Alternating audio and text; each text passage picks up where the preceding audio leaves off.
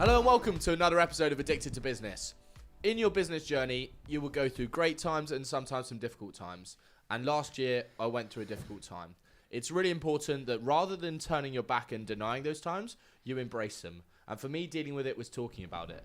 I'm delighted that one of the person I shared my story with and that helped me immensely is Lou. And thank you so much for being here, Lou. Lovely to see you. Thank you for having me. Thanks, I'm Lou. also joined by my co-host and great friend Stokely. Hello, Stokely. Thank you. It's nice to be introduced this time, Nathan. I'm getting better every time. Yes. slowly ticking a box. Lovely.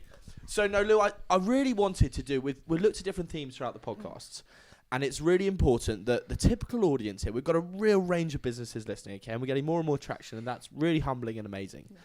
Really important, however, that we remove the stigma about not talking or not sharing when things are not going well. Now, it's great, and in news recently, there's been celebs and people that have had challenges and have dealt with it in all different ways. And I think it's really important today. I know you've openly talked about your journey, and it'd be great to share that with the listeners and watchers today. But also, Stokely and I will both be, this is a very personal episode for us as well, right? Because actually, we've both been for our own set challenges now. While you've helped me immensely, and right now I'm delighted to report in a pretty good place. I woke up this morning, I'm feeling on top form. And actually, Stokely and I have talked at length about this, haven't we? About actually that you're always on show, you're always having to perform, you're always having to wear the hat. Or the many hats. Yeah, and sometimes you just don't want to wear the hat, right? Sometimes you wake up and you go, I don't want to wear that today. I just want to be me. I just want to turn up and go in my pajamas, and that's okay. So Lou, tell us, where did it all start for you, and how have you got to where you are today? It's an excellent question, and one that I spent a lot of time trying to work out for myself. So my background has very much been around wanting to help people get to the next bit of their career. So I've done a lot of work with people from disadvantaged backgrounds, mostly within education, and into marketing roles, weirdly enough. And I always explain to people I kind of fell into it. And so there was, like, my life was this journey of lots of things going on and very reactive, taking on opportunities as they come and went. And it just got to the point where I was always super ambitious, and didn't quite realise for a really long time, actually, I was very anxious about things, and I just thought, that's because I care about stuff, right? I'm just going to crack on. And it got to the point where I was turning 34. I was a senior manager at a charity. A trustee for another charity, and I was done. I was done. I was struggling to get out of bed in the morning. I felt like everything I was doing was wrong. I was having more and more conversations with my partner and with my friends about why it has to take 6 months to plan a social engagement. Does that ring a bell? Yeah. And I was tired. And I was like, I'm only 34. Yeah. I know I'm surrounded by 20-year-olds. Yeah. But I'm not old. Yeah. And so some other stuff happened, and I went, do you know what? I'm actually just gonna come off this roller coaster. I'm gonna take a breath. Good for you. And it was hard. Yeah. It was really hard. And still working through some stuff, but actually, I'm really glad that I did it. And so after about 8 months of having some time off to myself, which is a really long time, I decided, actually, I've only ever kind of talked about it with team members. And so if my story can help other people, I want to do that. And so I started up my blog, which is Ambitious with Anxiety.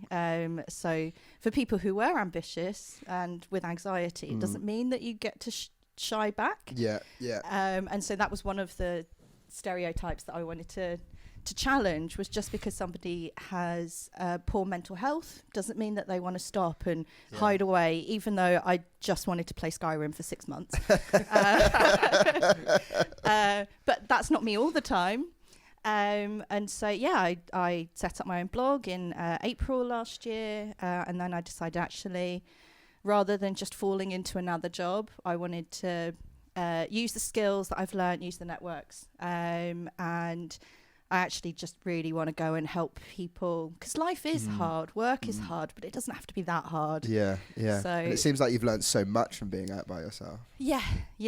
I'm naturally an extrovert, so the idea of having so much time to myself, terrifying. Yeah. But I also I was peopled out. I couldn't deal with it anymore. So Lou, the story's incredible, and we're going to share more of the story, and I know everyone watching and listening is going to love it. One thing I want to talk about is right at the start. Yeah. When is enough, and when do you know that something's got to give and you've got to make a change? Because for some people, that decision will come too late, right? Absolutely. Stokely's got this wonderful face. I was looking at Nathan because we're telling him we're looking at his mic because their mic high, and I'm like, whoa. You're going all rock star. Yeah, exactly. Right. So no, it's not perfect. Yeah, no, I just it's really important, and actually that little thing there, and I don't think we won't edit that out, right? Because actually it's all about being honest and transparent and showing humility. And I'm not perfect, like nobody is, but at the same time, a lot of people out there will be having challenges. So when is enough, and when do you know I've got to make a change? Well, my only definite answer is burnout, definitely far too late. To the point where you're like, I cannot go to work. I'm tired. Tears is usually a good sign. It gets to, and the thing is, it's going through lots of different tissues. symptoms to different people, right? Absolutely. So for some people, it may be tears. Yeah. For some people, it may be just migraines or headaches, I guess. For some people, it might be totally different. You might not even see it. And there's not one answer, is there? The That's frustration the thing. as well is when everyone's, from my point of view, is everyone's telling you that you're approaching it. Yeah. So everyone's like, you are coming close to balance. Like, A, how do you know? And B, like, I want to be the judge of that. I will tell you when I'm close. I tell you what, though, when you're ambitious, we are really good at lying to ourselves. Yeah. Because it doesn't matter how many people tell you. When in my last role, I talked a lot about well-being and taking care of themselves because I wanted my team to be fit and healthy because, they were doing some really tough work. And I completely ignored the 3 months of my staff going, Lou, when was the last time you took a lunch break? Yeah. Lou, Yeah. why did you send that email at 9 o'clock last night? I thought we were all supposed to go home. And I was like, do you know what? Do as I say, not as I do. The shoemaker's shoes. Right. And so actually when you are ambitious, and especially if you're very person focused, you kind of go, do you know what I do is really important. The people that I look after, like they're number one. And that's the big catch because when you are the type of person who gives so much, you don't save anything for yourself. And it's tricky, right? Because actually when you love what you do as well, and that's certainly been the case in our world, is that it doesn't feel like work. And I can't, it sounds very cliche, and a lot of people say that, but I can't express enough that for me, sending an email at 1 a.m. it doesn't feel like work. Yeah. I'm simply communicating with someone that I probably like talking to anyway. Yeah. Just saying like, oh, by the way, when are we catching up for coffee next? Or when are we doing that? Like, you're so passionate and invested in it that sometimes you've got to, I said this to Nathan the other day, like separating the two, work and your personal life is very difficult, but you're so passionate about work. It's your biggest thing, it comes above anything else. But it's so important to separate the two and to have some distance from your business, I think. See, I have really weird thoughts about that. Yeah. Let's go, Lou. Let's go. How deep do you want to go? Right, so I always believed that, and I was very much taught that. Like, there is a work you and a you. Yeah. Almost different versions of yourself. Almost different versions of yourself. Oh, I know where we're going. Be prepared. So Nathan and I were talking. I hope you don't mind me sharing this story, Nathan. And he, you were telling me about, I've got, there's this me that, is successful, and I really want to do this, and I want Did people. I say that? No. Yes. And he really wanted, and then there was this part of you that you almost kind of tried to deny. Which was this like, but I want to go and play, like whatever that looks like. I want to go and do all that fun stuff. Yeah. And so, Nathan's like, oh, do you know what? I'm really sorry. I must sound like an absolute weirdo to say that there's two of me. And the look on Nathan's face when I turned around and I went, Nathan, I've got 5 of them. I was like, whoa, I found another person we can relate. And it's exactly right. Actually, you do, where there's a version of you that when it steps through that front door and you come into the office and all your team are looking at you and fellow directors and whatever, that's a version of you. And when you step through that door, when you get into your house or flat or whatever, that's a different version of you. And when you see your family, there's another version. And when you're pitching, there's another. And then when Lou was like, I've got 5, I was like, yes, I'm not weird. I have hope. So, Lou, tell us about the famous 5. The 5. Yeah. So I refer to them now as my team. Okay. And so this is one of the reasons why I now kind of don't believe that you have this work self and this you self. Yeah. So I'll introduce you to my team. Okay. The first one that we have is Little Lou. Nice to meet you, Little Lou. Lovely to meet you. Do they have different voices and different? Not to that extent yet, but who knows? If I keep on this work, you'll get to work out who you're talking to. Yeah. And so Little Lou is like the really creative, really curious part of my identity. So, you know, she loves playing games and she's quite mischievous. She'll pull a prank. Right. Not very good ones either. And, you know, she'll eat all of the sugar if you let her. Yeah. So and that's who we just saw before we... Yeah, that was me in the green room. Lou. That was Just to put that into context, we just stuffed a whole Hershey's bar in our mouth. And didn't give Adam any of it. So I saw that, Lou. Cookies and cream. Wow. And then we have Mama Lou. And so Mama Lou, I first met her properly at uni. Okay. And apparently she makes her grand appearance when there are vulnerable people. People who are in crisis and drunk people. Yeah. So Mama Lou came out a lot at university where I used to look after the rugby team after their socials. And so Mama Lou's very nurturing. She's a feeder. Yeah, she's a real feeder, which doesn't always help Little Lou. And then we have Warrior Lou, also known as Anxious Lou. And actually, when my mental health was quite poor, I was terrified of her. You know, she is the one who worries about everything. Like, so Warrior Lou, yeah. as opposed to Warrior. Warrior Lou, indeed. Got you. And she loves a risk assessment. She just wants to know that everything's okay. I don't want to meet that. She sounds like hard work. She's really hard work. Fun prevention officer Lou. Yeah. Indeed. However, a big part of my recovery was actually fixing my relationship with her. Okay.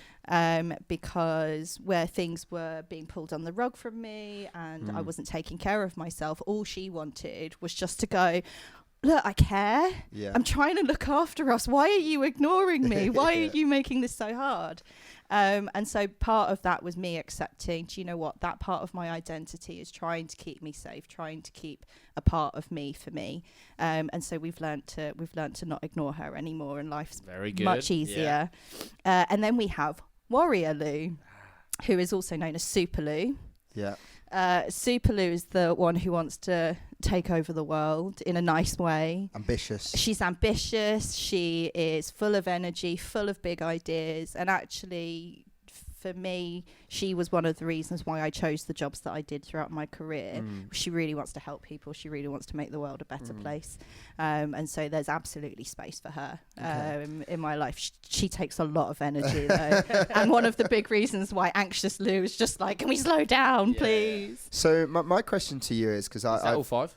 Oh, I have one more. Oh, yeah, go on. One more. One more is Robot Lou. Okay, yeah. So way back in the day, I was an events manager. Robot Lou was really handy. Okay. She's like, I just want to get stuff done. She's like, no fuss, no emotions, just let's do it. Yeah. And she's really, really helpful when there's loads going on. Yeah. So quickly recap. Yep. We have Little Lou. Little Lou. We have Mama Lou. Yeah. We have Warrior or Anxious Lou. Yeah. We have Super Lou or Warrior Lou. Yeah. And Robot Lou. Very good. 5 Lou's. So it's a big it's a big team. So I was my question to you is, Yeah. you have all the, you know, this different sort of this different team, as you call it. My trouble and the trouble that I have when I go to a pitch, or I speak to my friend, or I go to a business meeting, is I'm constantly changing the different faces. Yeah. That's where the stress is Yeah. for me. It's not the actual sort of pretending to be this person, or not pretending, that's the wrong phrase, but because it is me. Yeah. But you know, going to a pitch, I'm obviously going to be a bit more professional than I am with Adam and Nathan or whatever. Yeah. But it's the stress is the consistent changing. Yeah. And I said to Nathan the other day, I've worn a shirt in the morning and a t-shirt and a baseball cap in the afternoon, just because I'm speaking to different people, and I always have to think about that, what I have to wear during the day, and if I've got a day with no meetings, I'm like, oh, amazing, I can wear a baseball cap, my gym shorts and a t-shirt, it's great. Comfy clothes. Yeah, that's who I am. Yeah. But how do you deal with the constant changing of personality type? So a big part of kind of what I came to in my own journey was actually realising that all 5 of them bring value. Okay. And so when I'm moving into another space, it's not that one of them is in charge. I learnt that the hard way, because Robot Lou was in charge for about 10 years. Right, okay. That's a really long time to give up your life to something, you know, and not engage with anything. And actually, it's being able to walk into a situation and for me going, okay, what's the value that they all bring into this? You know, and sometimes, so, you know, if I'm meeting a potential client for the first time, then it would make sense that kind of Super Lou or Mama Lou kind of steps into that space and plays more of it. But actually, like Little Lou absolutely has a space in that conversation because she's the one who gets to ask all the questions. And she's like, you know, like, tell me about yourself. What do you geek out over? And so it's kind of, because I bring all 5 of them with me to that space, it's much easier because I'm not trying to jump into a different space. I'm kind of looking at a situation and going, okay, well, what's the value each of them can bring? And, you know, a lot of this stuff will happen quite naturally. You know, and I completely get that when you walk into a role that has a completely different type of atmosphere, you want to mimic that space. Yeah, of course. There's a part of me that wants to mimic this space, but there's a part of me that just wants to be myself. Right? And it's really hard because, like, in my day-to-day life, I will wear just like all black most of the time, which is strange. I do that anyway in the business life, but I do just want to be myself, and I do just want to sort of have a laugh and a joke and just sort of approach things in a professional way. And it's difficult, especially when you're trying to sell. I think Nathan has this trouble as well. We're both the salesmen in our business, in our business. So we are constantly morphing and adapting and changing to who we're speaking to, and because obviously what we're trying to do is build relationships. So doing that, I think, is quite stressful. But I think the most important thing for me is, which I've seen other people do and I've read books on it, is just stay true to yourself. Because you will get caught if you're lying and you're not telling the truth. You will get caught up. You will get tripped up one day because you're giving this person you, and then you meet them a month down the line and you're giving them a different version of yourself. You know, and just trying to stay true, I think. It's also exhausting. It's also exhausting. So I'm guessing that both of you are quite happy being public speakers and doing that. And I was just thinking, I'm delighted watching Stokely do a lot of talking. It's beautiful. I love it. I love really it. Nice. And so, you know, when we talk about, so Nathan will know this about me, I'm particularly geeky in academic realms. And so, you know, there's the sociologist, Irving Goffman, who talks about kind of the front end performance and the back end performance. If you're interested, go look it up. It's super interesting. And so actually there is an exhaustion when you're, because you can bring yourself to a role, if we take the acting metaphor, but you still give a lot. And there is also something that's around protecting yourself. Because when you present yourself into a space but you want to be you, there's also that vulnerability of, crap, if I'm myself, what if they don't like me? Well, that's the worry, is that you're not relatable. And you're always trying to be relatable. Yeah. And I do it in my personal life as well. Like, I go and see my grandparents. I don't tell them about my nights out or what I got up to in Benidorm last year. I suggest you keep it like that way. Exactly. Now's probably not the place to disclose that I get stuff. a trendy granddad, but crumbs. And what I've realised recently as well is the stress of, like you said before, you said you might not quite believe it about sort of taking your work life and your personal life, keeping them as separate. But I think the biggest thing for me, if I don't keep them separate, is the effect on other people. And if I'm sort of at a family meeting and just ranting about business the whole time, or if I'm with my girlfriend and I'm not actually, I'm on my phone on LinkedIn and I'm not sort of with her and present with her, then that can be quite challenging, and it's presented some challenges already. Absolutely. So how would you conquer something like that? I mean, if you ask my other half, he'll tell you I don't. Oh, right, fine.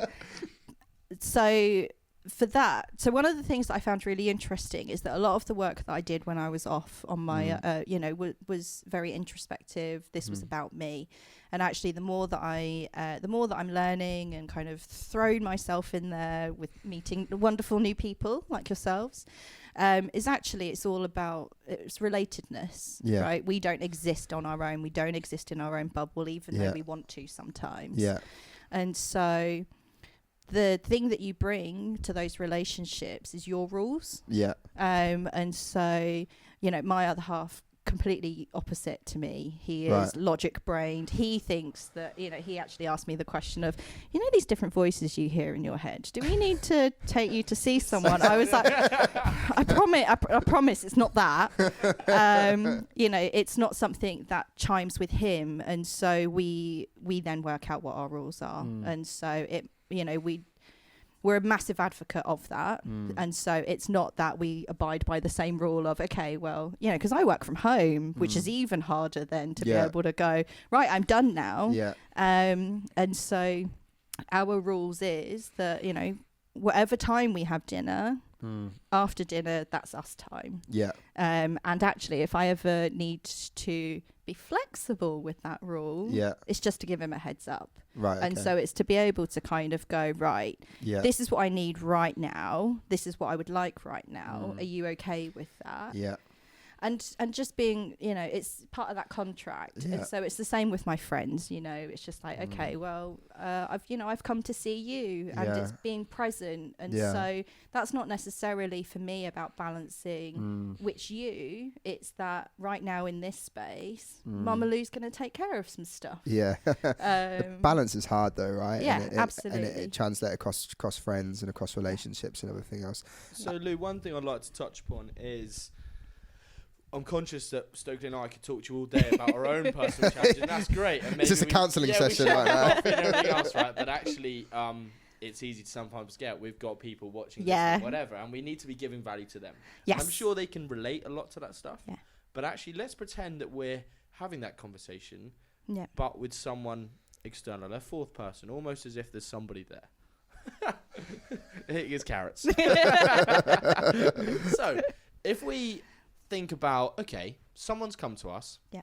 They've said things aren't going quite as they've planned. Like, they've had some great times in business, but right now things aren't going well. Where do we start?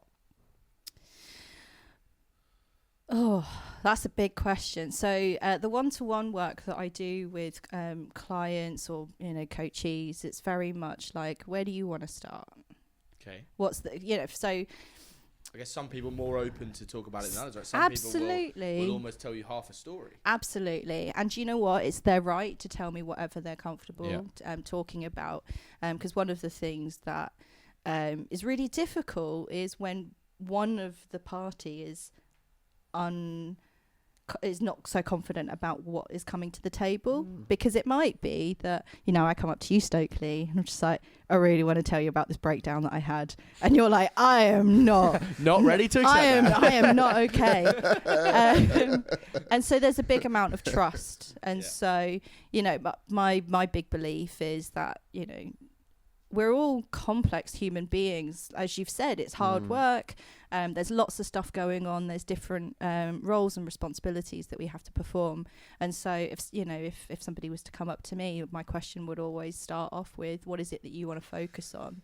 There's nothing, hopefully you can give me some feedback here, because then you start with wherever you want to start. You share with whatever you want to share. And then we go down that road of inquiry. So a big part of what I do is to, that building rapport with somebody that wants to work with me and that I want to work with. I think showing that humility as well. When I remember we first met and I started to talk, and they're like, oh, I've got this situation. You go, well, no, you really do get it. This isn't just lip service. Like, you actually understand it, and there's a real world example. So I think that's really important, building that rapport and like you say, relationships. To go, I really trust this person. I invest in them and everything else. Okay, so we've started talking. Right, you've had your conversations. Yes. They're starting to open up. Yes. When do you know that that's it, or do you ever know that's it, or actually is there any way to know that they've told you all they need to tell you? Because actually what I found is the first time I met you, I told you as much as I was comfortable with. Yeah. But actually after leaving, I was like, oh, crumbs, I could have spent like another 5 hours, right? And I think a lot of people here, it's really important that, and I don't want to make this all doom and gloom, so let's try and lift the spirits, actually. Yeah, like, absolutely. It's just about sharing the wins as well as the losses. Yeah. And about sharing the good times as well as the not so good times. Yeah. So, yeah, how do we encourage more people to talk about it amongst peers and be more vulnerable, if you like, but vulnerable in a good way, because vulnerable's got very negative connotations, Absolutely. right? But actually, vulnerability can be a very good thing. Yeah, absolutely. So Nathan knows I'm doing my master's at the moment, and it's master's in coaching and mentoring practices, and I've never known. Sounds like a lot of writing. It's a lot of talking. Oh, right. It's a lot of talking. Quite a bit of reading. I love it. I love it. Reading and talking. It's my thing. Robot Lou is out to play.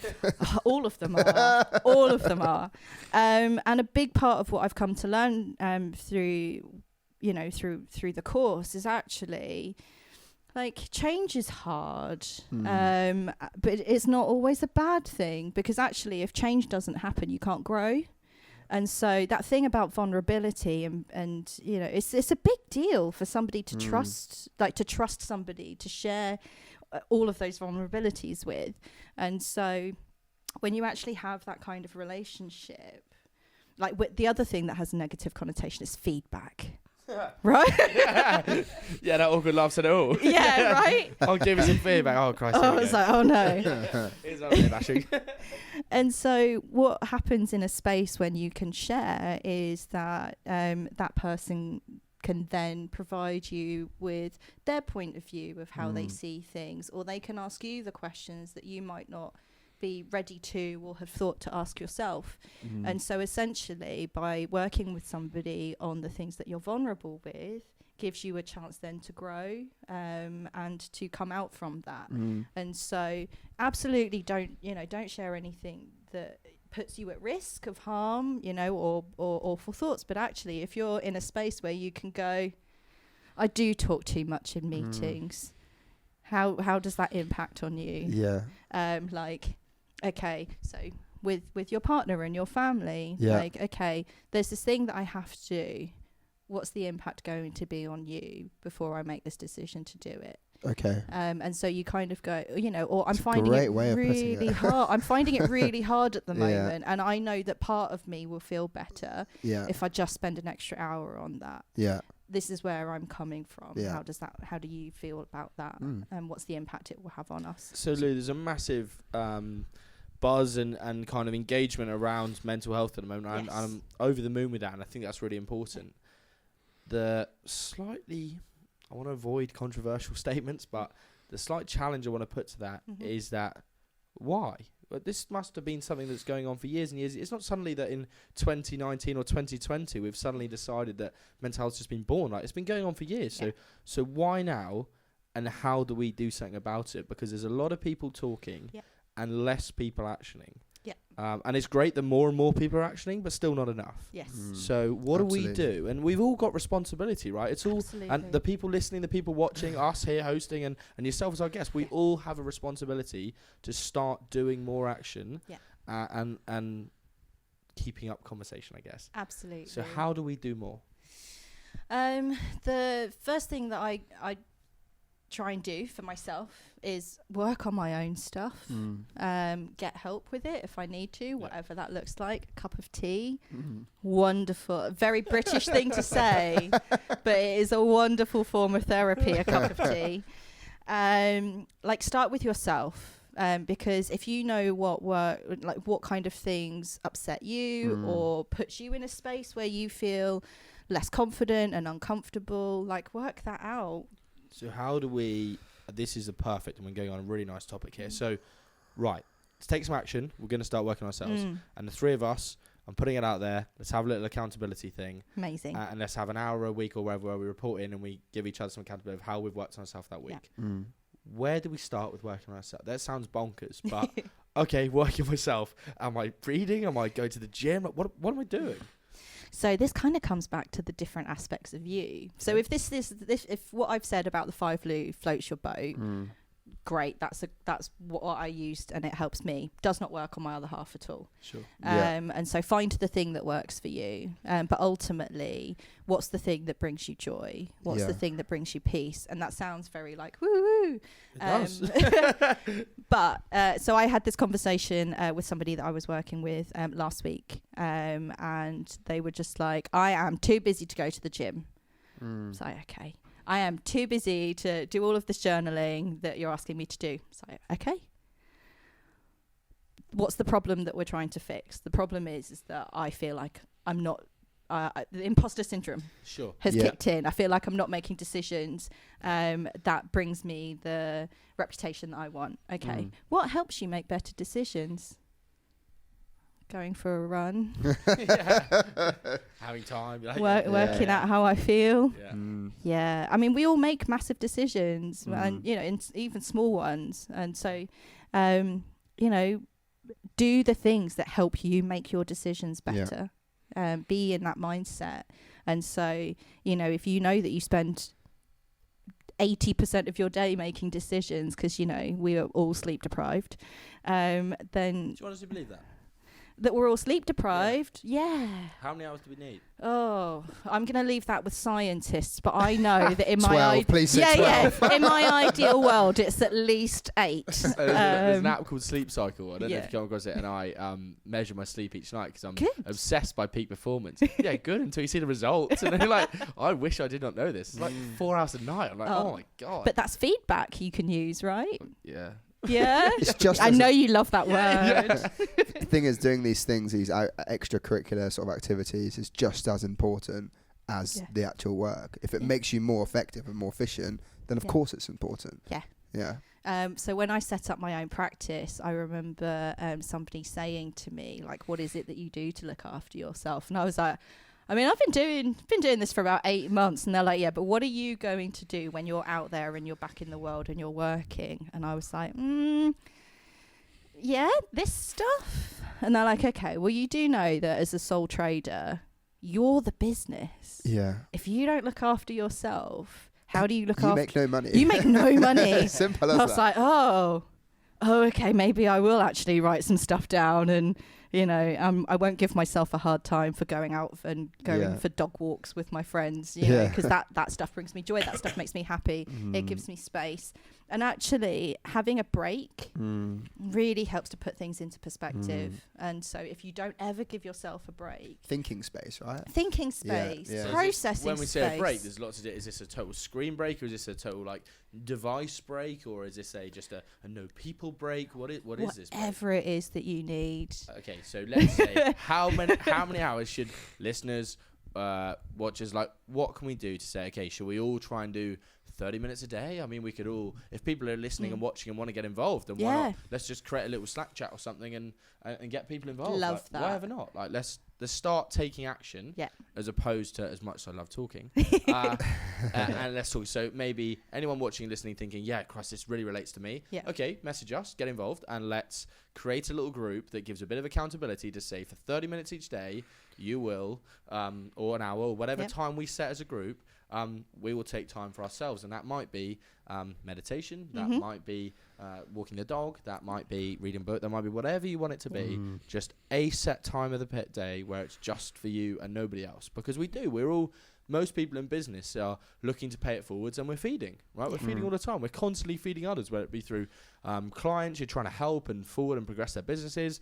It might be through team members you're trying to progress their careers, or whatever, or your business partners you're trying to grow the business together. You're always feeding others. So having some time to say, no, you know what? Hour a day, this does not get moved no matter what comes up, because that's another thing, right? Life gets in the way. Absolutely. And what's the first thing that always gets substituted? Is you. So it's like, oh, okay. Oh, don't worry. I literally this morning, someone needed a meeting this week, and I'm back to back, and it was Friday, and I was like, oh, I could see them at 6 o'clock. But 6 o'clock said off in my diary.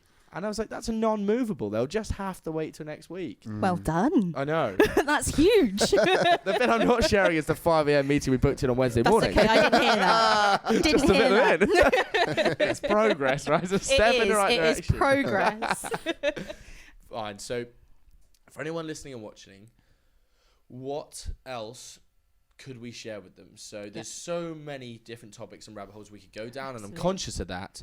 But actually, everyone out there is going on a journey. Yes. Everyone out there is in a very different journey, and no matter how much you like to think that someone is going through the same thing, everyone's is slightly different. Absolutely. So even our versions of ourselves, while I was like, oh wow, there's someone similar, our versions are totally different.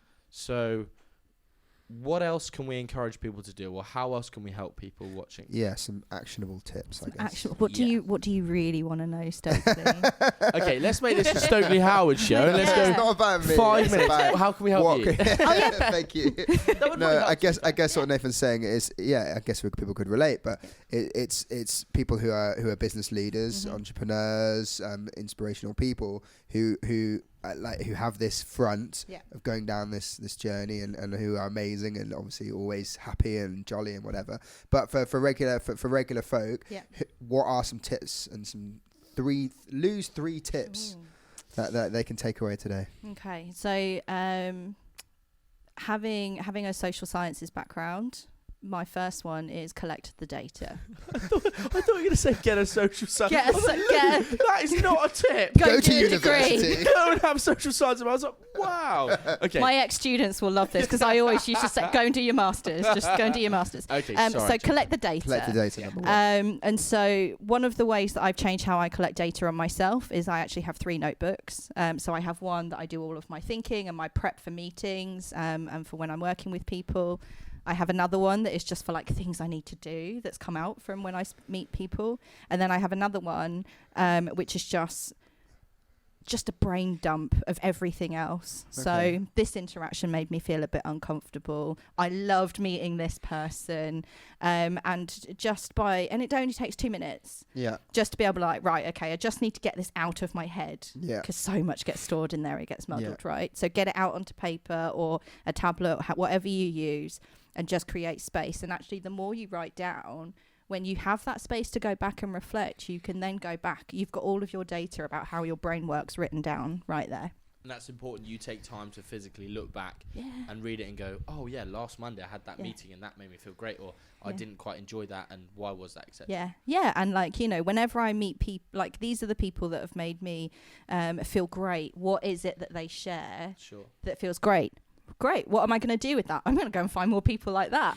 I found this type of conversation really difficult. Oh, actually, I've always found these types of conversations really difficult. Why? It's like, okay, so I have that data now. What do I do with it? Another thing I would recommend is make time, like you said, right? I think today we've definitely acknowledged how important the people that we choose to share our lives with are, and they are another source of data.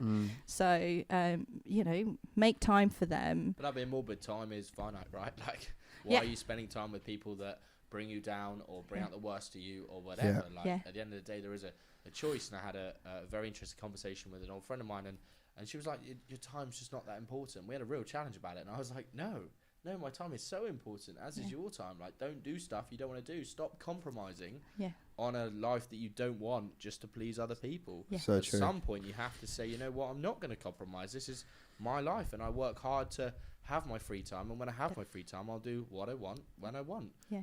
Of course, within reason. Yeah. And that absolutely works in a professional environment as well. And so if you have people that you work with who are supportive and gives you really helpful feedback. I know it's that word again. Yeah, that whole word, yeah. And so, you want to, when you are on a journey to always feel better, to think better, to perform better, the way that you do that is by working with people that you trust, who will give you the feedback that will help you do that. Yeah. And so, investing in those relationships is genuine. And I think my last tip. Number three. Lose tips. Ask the stupid questions. Okay. I'm a stinger for this. Yeah. I do. I always put my hand up and I always ask questions. I love and that. Always stupid questions. And I've done it in networking events that we've been at. This is topical. Yeah. and everyone should be like, why'd you ask that question? And actually, most people come up to me and go, I do actually want to know the answer to that question. Yeah. So a lot of people are glad when you ask, right? Like, while we rip each other for it, actually, it's like, yeah, I'm really glad he did put himself out there. And that's actually, let's just build on that, because one thing, we live in a world today where everybody is comparing themselves. And whether it's because of social or not of social, I don't know.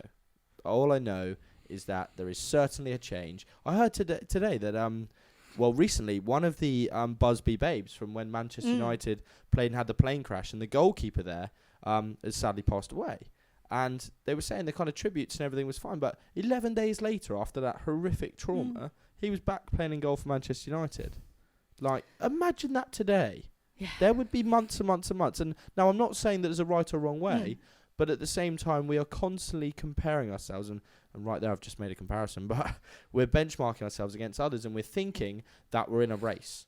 But actually, one thing I've invested a lot of time in this year is saying that I got a personal mentor as well as a business mentor. And I said, okay, well, and he was saying, like, there is no race. There is the marathon is a one-person race, and so true. The mountain you're trying to climb it's just you. Like, you don't need to go any faster or any slower. You go at your own pace, and if you get there, you get there, and if you don't, you turn around and do another one. Like, it really doesn't matter. But unfortunately, we continue to strive for this idyllic lifestyle, and that can be stressful though as well. Massively stressful. Like, massively stressful. We can compare ourselves to other businesses in Norwich who have been doing it for 4 years, and we think, why aren't we there? Why aren't we there?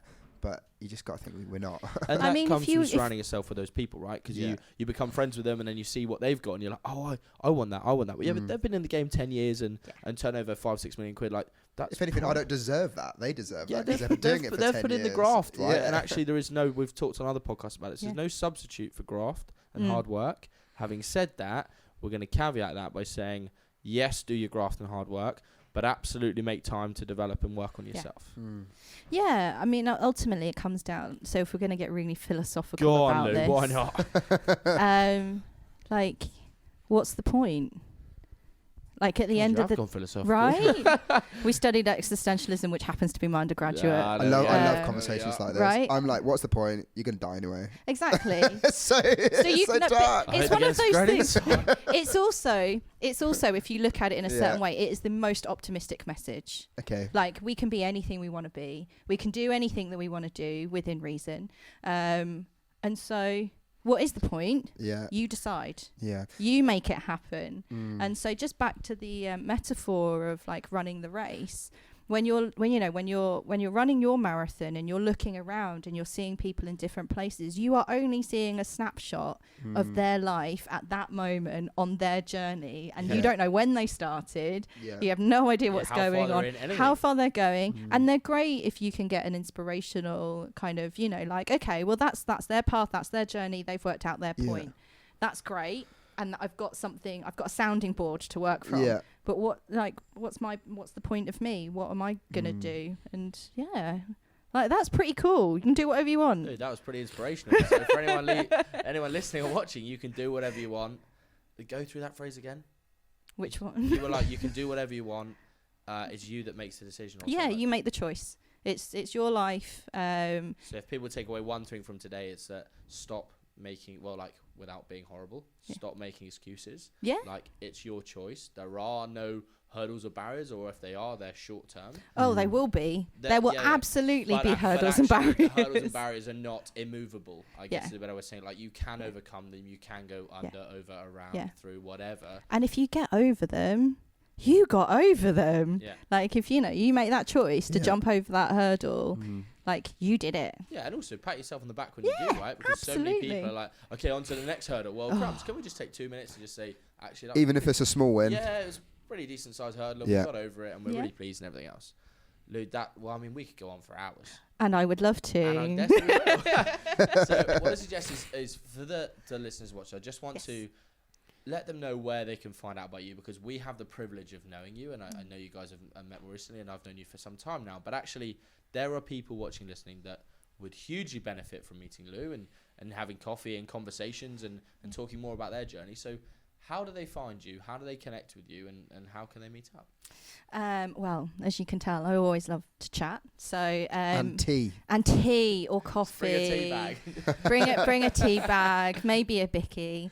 So my website is louchiu.com. How are you spelling it? Lou, Yeah. short for Louise. Yeah, very good. Chiu, CHIU. .com. I am on all of the social media. I'm based in Norwich. I travel around quite a lot. Come find me. Oh, tea, biscuits, the feeding, like Mama Lou. Mama Lou's out. Mama Lou will Yeah, be there. Come meet Mama Lou. Come meet Mama Lou. Little Lou will be there asking you all of the questions because she Lou, wants to know. thank you so much. Thank you. Really appreciate it. Love that. Always lovely to see you. And It's thank always you so lovely much. to see you. Thank you. Cheers.